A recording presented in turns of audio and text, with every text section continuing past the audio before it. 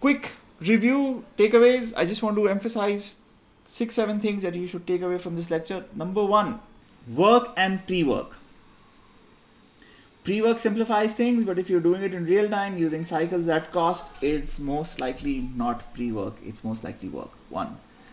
Pre-work could be an example or instance of representation. So the word graphs that we use for representing the Scrabble dictionary and the dogs are both great examples of pre-work, because they convert something which is essentially static by allocating one-time effort to make our resulting searches that we will do in runtime much faster. So that's one. Concept number 1 that you must remember. Recursion is a divide and conquer approach. We looked at 3 examples. We looked at Fibonacci, we looked at factorials, we looked at sum of n numbers, first natural numbers.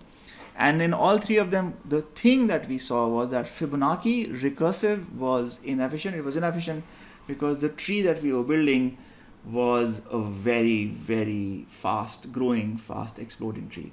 And we found out that the rate of growth of work for Fibonacci recursive implementation was 2 raised to the power n, which is an exponential series. Then we looked at factorial recursive, we looked at sum of n numbers recursive, and what we found was that the sequence, the structure, the program logic that we used were very similar. Worked on a base case and then returned the equation. And when we summarize that, our take was it's really important to identify what the base case looks like and what is the underlying relationship that we're trying to model that we'll actually call when we write the code. Then we converted all 3 into iterative solutions, which we felt were more efficient. So Fibonacci, for example, became a very simple iterative solution, and that iterative solution went from exponential time to linear time, n time, one loop. Our model there again was very simple. If you have a base case, return the base case. If not, store the base case results and then work up from the bottom using your base case results. So you create, calculate, estimate values step by step. We repeated this for factorial, we repeated this for sum at all.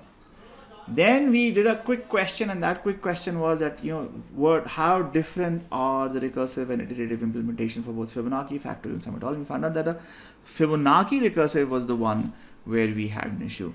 The other recursive and iterative ones did not have an impact. What was the impact? The impact was that for Fibonacci, the recursive implementation was about 1200 milliseconds. The runtime of the iterative implementation was 12 milliseconds, so almost about 100x faster. And there's a reference that you can take a look at if you see it on that basis. Then we said, okay, can we generalize the lessons from Fibonacci? And we use that model to look at one specific example, and that example was the example of computing prefix averages. And for prefix averages, we did a first implementation. That first implementation looked at what?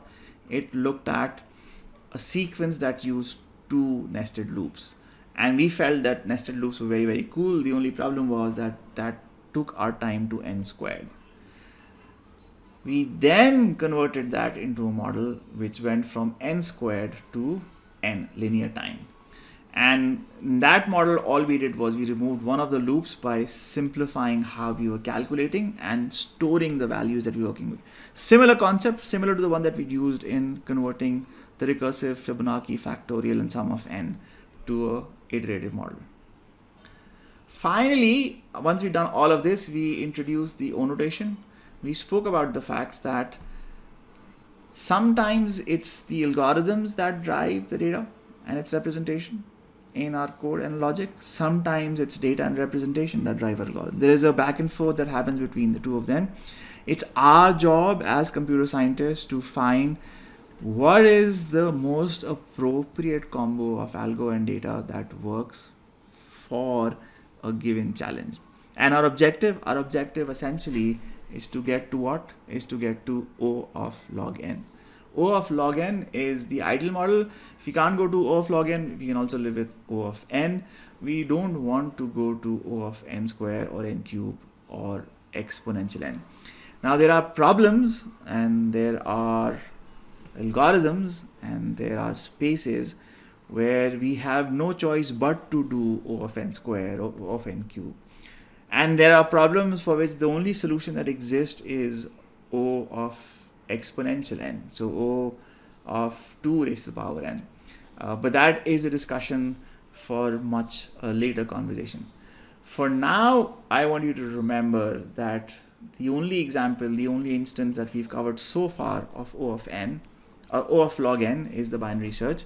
I want you to think, I want you to explore, I want to find out what other algorithms are there that have time complexity of O of log n.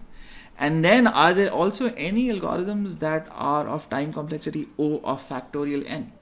And the reason why we emphasize so much on time complexity is relative time. How relative time looks. This was a plot of O of log n, O of n, and n log n, in which n log n sort of looked out to be the big bad guy. But when we compared this to O of n squared, we could clearly see that there is a lot of trouble, a lot of heartache, a lot of time that could be saved if you could convert something of time complexity of O of n squared to O of log n.